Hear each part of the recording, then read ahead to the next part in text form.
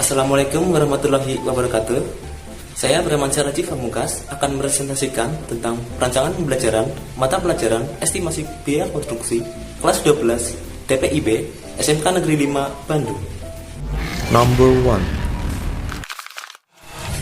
Menurut Pak Ramadan, Bu Iryani, dan Pak Handoyo pada tahun 2013, kompetensi SMK pada prinsipnya mengacu kepada standar kompetensi yang dituntut oleh industri sesuai dengan bidang keahliannya masing-masing. Nah, berikut ada tabel kompetensi dasar mata pelajaran estimasi biaya konstruksi di kelas 12 TPIB SMK Negeri 5 Bandung. Yang saya ambil itu di poin 4.10. Untuk kompetensi dasarnya itu menghitung volume pekerjaan konstruksi, jalan, gedung, dan jembatan. Nah, indikator pencapaian kompetensinya diantaranya ada menjelaskan jenis-jenis satuan pekerjaan konstruksi, menerapkan jenis-jenis satuan pekerjaan konstruksi, serta menghitung volume pekerjaan konstruksi. Number 2. Nah, bagaimana dengan konten isi mata pelajarannya? Nah, untuk konten isi mata pelajarannya yang saya ambil itu di pokok bahasan estimasi biaya konstruksi. Untuk sub pokok bahasanya diantaranya ada volume dan harga satuan pekerjaan, estimasi biaya, time schedule, dan kurva S, bobot persentase pekerjaan, serta laporan pekerjaan. Number 3. Adapun perencanaan pembelajaran yang saya buat, diantaranya yang pertama, saya menggunakan pendekatan scientific learning, di mana menurut Triwan Putri, Bintari, Sudiana, dan Bagus Purwiyasa pada tahun 2014, pendekatan scientific learning diimplementasikan dalam kegiatan yaitu mengamati, menanya, menalar, mengevaluasi, dan mengkomunikasi. Yang kedua, saya menggunakan pembelajaran project-based learning. Nah, menurut Suami et al. 2016, pembelajaran berbasis project ini merupakan pembelajaran konstruktif dan kolaboratif dalam proses pembelajarannya menggunakan student-centered learning yang memungkinkan siswa untuk bekerja sama, memecahkan masalah, dan belajar satu sama lain bersama untuk membangun pengetahuan mereka sendiri. Yang ketiga, saya menggunakan metode pembelajaran diskusi, analisa proyek, dan presentasi hasil tugas. Melalui berbagai teknik dan metode ini dapat menciptakan suasana sedemikian rupa guna memicu rasa kepenasaran siswa untuk aktif bertanya, mempertanyakan, dan mengembangkan gagasan mereka. Ini menurut gagasan Lesilo pada tahun 2019. Yang keempat atau D, saya menggunakan strategi pembelajaran Student Centered Learning atau SCL.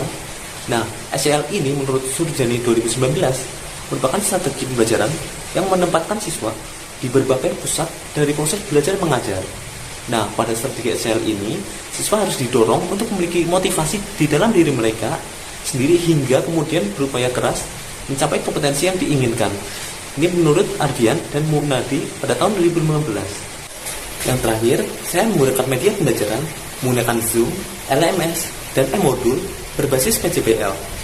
Nah, berdasarkan artikel Erik Suryadi, Agustin, dan Supriyantini pada tahun 2019, setiap tahapan pembelajaran project-based learning ini dibuat fitur berupa games dan atau bentuk lainnya agar siswa tidak merasa bosan ketika sedang belajar dengan menggunakan e-modul yang berbasis PJBL tersebut.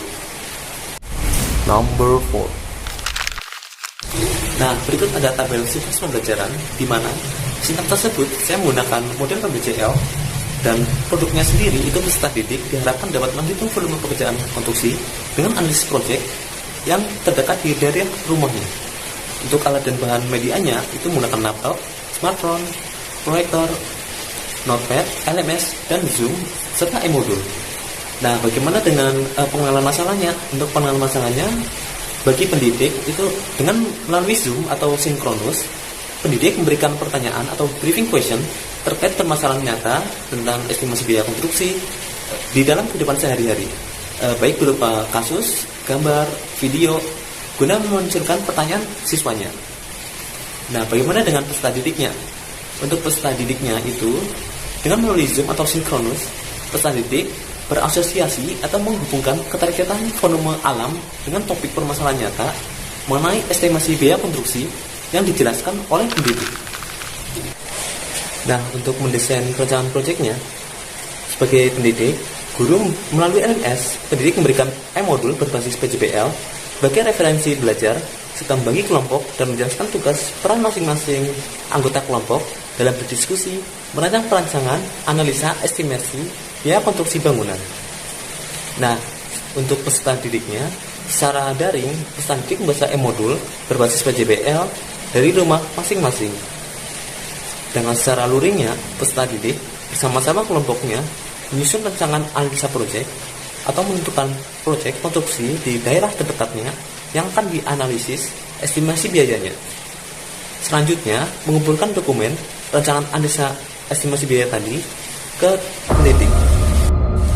Nah, sintaks yang ketiga itu menyusun jadwal proyek, di mana bagi pendidik itu melalui Zoom atau sinkronus, pendidik bersama peserta didik membuat kesepakatan tentang jadwal pembuatan analisa estimasi biaya konstruksi bangunan pada suatu proyek yang dianalisis.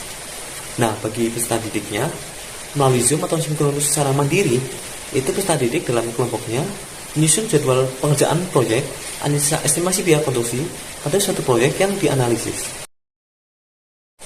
Fase 4 atau pelaksanaan dan monitoring proyeknya, sebagai pendidik, melalui LMS, pendidik memberikan lembar kerja sebagai panduan pengerjaan analisa estimasi biaya konstruksi pada suatu proyek yang direncanakan. Nah, dengan melalui Zoom sinkronus, pendidik melakukan analisis pengerjaan analisa estimasi biaya konstruksi proyek siswanya. Nah, sedangkan siswanya sendiri itu luringnya, peserta didik bersama-sama kelompoknya melakukan analisa ke tempat suatu proyek secara mandiri dan berkolaboratif, di mana berdasarkan lembar kerjanya masing-masing. Nah, peserta didik ini mendokumentasikan setiap tahapan pelaksanaan analisa estimasi biaya konstruksi pada suatu proyek yang dianalisa, baik berupa foto, video. Untuk sintaks yang terakhir itu menguji hasil presentasinya. Nah, bagaimana dengan pendidik? Nah, pendidik sendiri mengukur pemahaman ketercapaian indikator siswanya. Nah, dengan melalui Zoom ini atau sinkronus, evaluasi dilakukan dengan melihat dokumentasi siswanya dari aktivitas maupun sikap. Sedangkan hasil proyek dan pemahamannya itu menggunakan kuis. Untuk serta penguatan konsepnya, pendidik melakukan review terhadap masing-masing hasil kelompok. Bagaimana dengan peserta didiknya? Untuk peserta didiknya, melalui Zoom atau sinkronus, peserta didik beserta kelompoknya mempresentasikan hasil laporannya. Kelompok lain memberikan tanggapan, dan bersama-sama pendidik menyimpulkan hasil analisis proyek tersebut. Number 5. Nah, ini ada sintaks alternatif di mana saya menggunakan 5M, yaitu scientific learning, di mana yang pertama ada kegiatan pendahuluan. Untuk kegiatan pendahuluan ini menyiapkan peserta didik dengan kaitan dengan pembelajaran lebih dahulu, apa target yang akan dicapai dan materi apa saja yang akan diberikan. Yang kedua, ada kegiatan inti, di mana mengamati, guru menggunakan e-modul untuk dibaca dan dipahami oleh peserta didiknya. Dan setelah itu, peserta didik dituntut untuk menyebutkan isi bacaan tersebut.